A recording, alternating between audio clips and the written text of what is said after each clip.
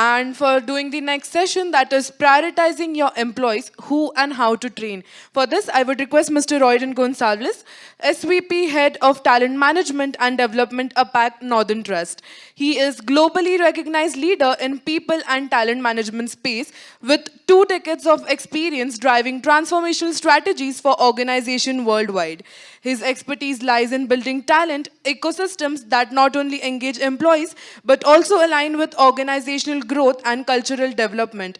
Currently, as SVP at Northern Trust, Roydon oversees the digital learning and talent management strategies for APAC region, influencing the professional development of over 10,000 employees across 8 countries. Can we have a huge round of applause for Mr. Roydon?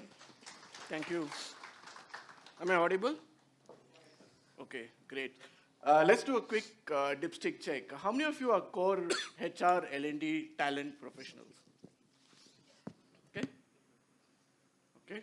Almost everybody, right? How many of you have been doing a core L&D or a talent role for the last 2 or 3 years? Okay, cool. All right. Thank you. So how many of you have not learned anything new today since morning? Nobody's raising their hand. Seriously? Okay, for all of those who are sleeping with their eyes open, great job. Okay.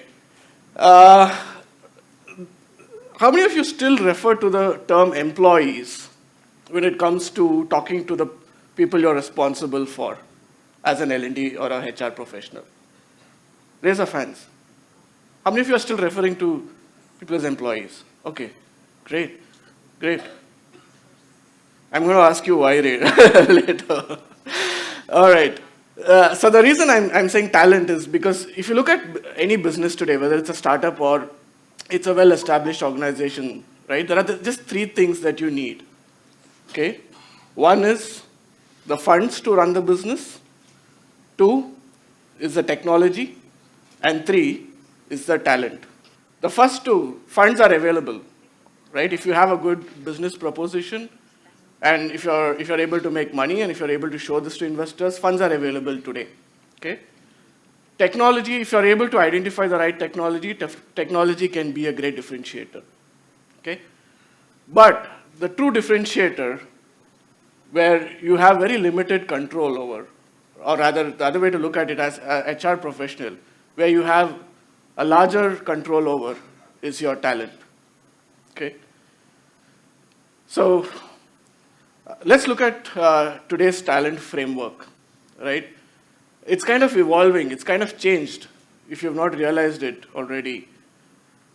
If you look at the word talent, it first appeared only about 27, 28 years ago. So McKinsey came up with an article and they called it the war of talent, right? And that's when the term called talent management first emerged, okay? And the reason they did that was, see, this was the pre-digital era where companies had limited funds to invest in the development of their, at that point in time, employees. Okay?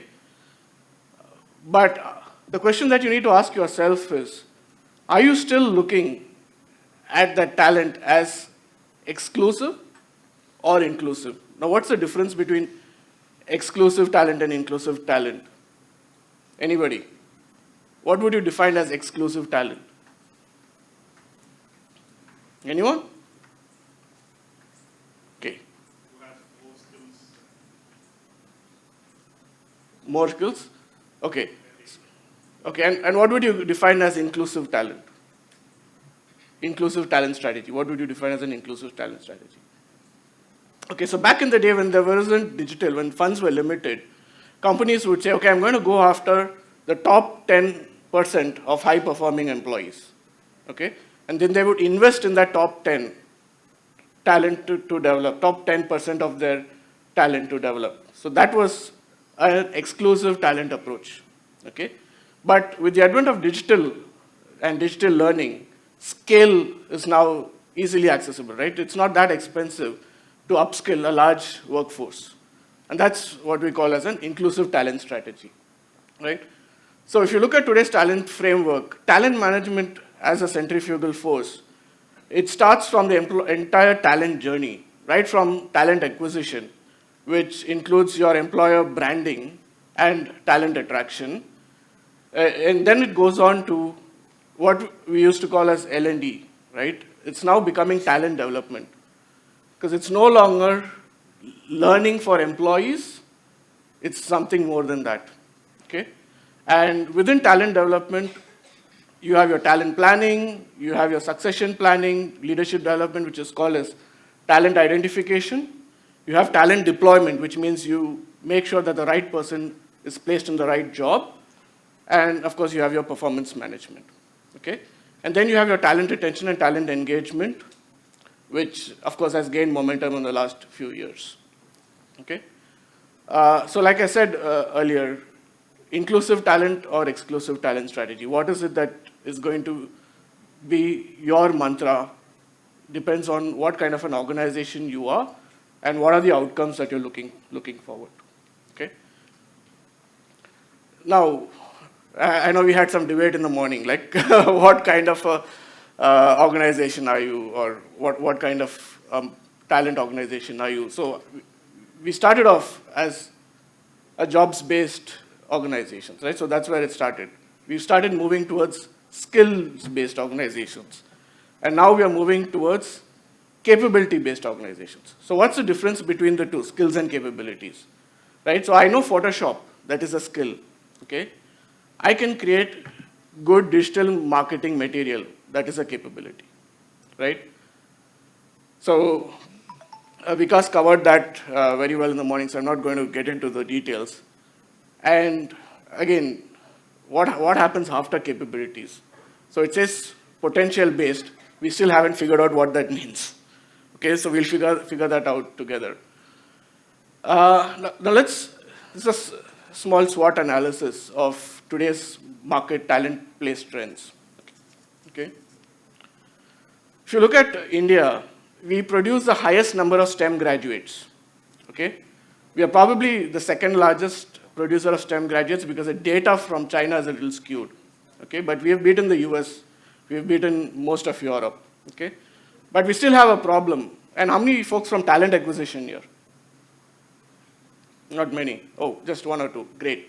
I'm sure you'll agree with this. Niche is the norm, right? Gone are the days when a manager would come to you and say, okay, I have a very niche role. Can you assign somebody who can work on this profile? Now, every other role is niche, right? I'm sure you would agree with that. Okay, how do I go back? Okay. So what is the disruption that's happening? We heard about gig work. There's global talent pools, hybrid working, agents and bots. I'm not going to go into the details there. And what are the threats? Multi-generational workforce, well-being, sustainability, AI, and automation. Okay. Now we can go around in circles arguing about what's important, what's not important. Not going to solve the problem for us really. Okay. So let's say you as an organization choose to go the exclusive route. Okay, you're going to develop high potentials. Okay, nothing new here. I'm sure all of you are doing this already. You're identifying potential, high potentials. You have probably a 9-box grid or a 4-box grid. You're going to create tailored programs, and we saw how to do that in the morning. Just a few things that I want to mention. Try to look at coaching, mentoring, reverse mentoring, career sponsorship, and peer learning circles. I don't think much was spoken about sponsorship and peer learning circles today. But just to give you an idea, sponsorship is where you have somebody speaking for you in the room when you're not there, okay? And it just goes beyond saying, oh, I know this person and he or she is good at that particular task. Peer learning circles is where you find a group of motivated learners who are driven by a common purpose and put them in a small group where they learn from each other. Okay. Of course, you're going to provide them opportunities, and of course, don't forget the last most important piece, making sure that they have suitable leadership roles. Okay. Now, let's say you're an inclusive organization, you're going to leverage digitization, right? You're going to use digital learning, and you're going to say that I am an organization that's going to focus on my entire workforce, in developing my entire workforce, okay? How do you go about doing that? Here's an easy 4x4 matrix, right? So you look at the potential of the person and you look at their performance, okay? And look at three key things. Of course, we all look at knowledge, skills we spoke about. Another important aspect is the behavior, right? And when I say behavior, I mean organizational behaviors. I'm sure all of us have organizational behaviors well defined as part of our culture, right? If we don't, I mean, as L&D professionals or talent professionals, I think we are the custodians of an organization's culture. Okay, okay, now how do you go about building a culture of learning? Okay, there are a couple of things. One is you look at your leadership competencies, and the other one is the skills taxonomy. I'm not going to go into the skills taxonomy part. But if you look at leadership competencies, how do you derive leadership competencies? What do you define as leadership competencies? Anyone, any examples from the group here? How are you currently defining leadership competencies in your organization? Anyone? Vasant, I see you smiling there. You have, you have some inputs. No one? Okay, so one way to look at it is look at your organizational behaviors. Okay, look at what you're trying to drive as an organization. What is the purpose of your organization? What are the goals? What are your strategic priorities? And try to define your leadership competencies based on where you want to go. Right? Try and align your leadership competencies with the purpose and your strategic goals of your organization. Okay. Now, how do you transition from an L&D organization to a talent development organization? So a couple of years ago, we took a lot of pride in being a very strong L&D organization. Right? In fact, we had one of the most robust L&D programs. You name it, everyone had multiple options, right? From e-learning options to classroom options. We used to deliver insane number of programs. We had over 200 programs we used to deliver in person or virtually. Okay? But over the last 2 years, we've been moving away from that. And the reason for that was we figured out that the ROI that we were chasing was not really making a difference. Okay? Because the metrics that we were looking at were basically the quality of the training, the number of hours we were training, the number of courses we were training on.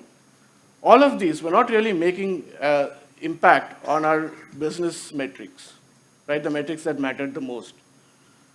So then we asked ourselves, okay, what are we doing wrong, right? We have this robust learning management system. We have something that we built over it that replicates some of the modern LXPs that we have today. We had all our skills mapped out. We had competencies mapped out. We had learning paths for each skill, for each job role. All that was done. We had these learning paths, well defined many years ago. But they were not making an impact on the business, right? So that's when we decided to stop saying that we are a L&D organization and we start defining ourselves as a talent organization. And then the focus shifted from what courses are we delivering, what learning courses do we have on our LMS, to what are the business metrics and outcomes we are driving. And then we started looking at the entire employee journey as a journey of talent. So from talent acquisition to talent retention. And as part of that journey, we redefined what we used to call as learning and development. And as a result, we found that we stopped merely preaching about, okay, here's a course, here's what you need to do. We stopped chasing people to complete courses, right? Rather than that, we started becoming performance consultants in helping them drive their own performance in terms of whether it's their KRAs, their OKRs, or their performance metrics. Okay? So just an example of what this means. So, and we did this, right? We made this mistake. When generative AI was getting popular, we said, okay, let's train everybody on what generative AI is. And that is the inputs focused learning. Okay, that is a more L&D focused structure. And from that, we've now moved to this wherein we are saying, let's identify talent who has the creative thinking skills and the deep domain skills, and we'll upskill them on generative AI to transform their workflows and in the process gain efficiencies. And this directly ties in to the KRAs, and that's what Vikas was talking about in the morning. Another important aspect that we did, so everyone knows the what of performance management, correct? I'm sure all of you are doing that because you look at your metrics, clearly measurable, and you look at the measurable aspects. But what most of us miss is the how, right? Because you have folks who are getting, they're meeting the objectives, beating those objectives.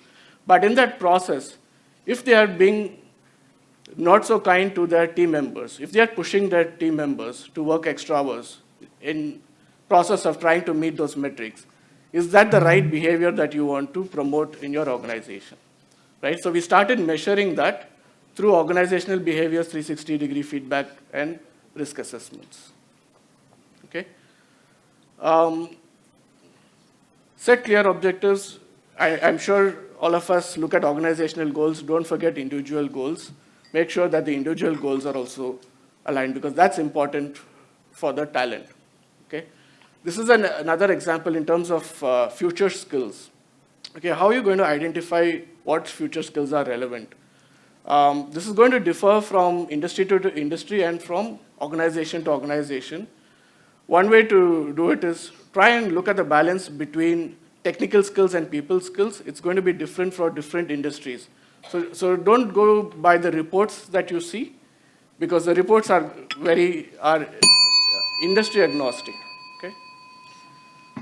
Here's how it looks for manufacturing. Again, this is something that we've all seen in the morning. The only thing I want to stress on is gamification and storification. Look at these two options to make your learning more interesting. And the last piece, before I leave the stage, this is something that I follow personally, right? So, of course, when you're interviewing someone for a role, you look for the skills in them, and it's part of your interview process. You'll obviously do that. Another thing is the will, and that's the attitude of the person you're looking at. All this is fine for your talent as you're bringing talent into the organization. But if you're selecting leaders, right, if you're looking to recruit leaders, there are two other things. One is dil, which is the heart. Right? Try and gauge if they have the heart to give as much as they take. And the other thing is dil, and this is actually a colloquial Tamil word. It simply means courage, right? So try and see if the leader you're hiring has the courage to deliver on what they promised to do, right?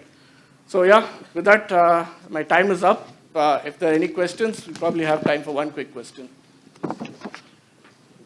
Okay, no questions. We'll catch up later. Thank you. Thank you so much, Mr. Roydon.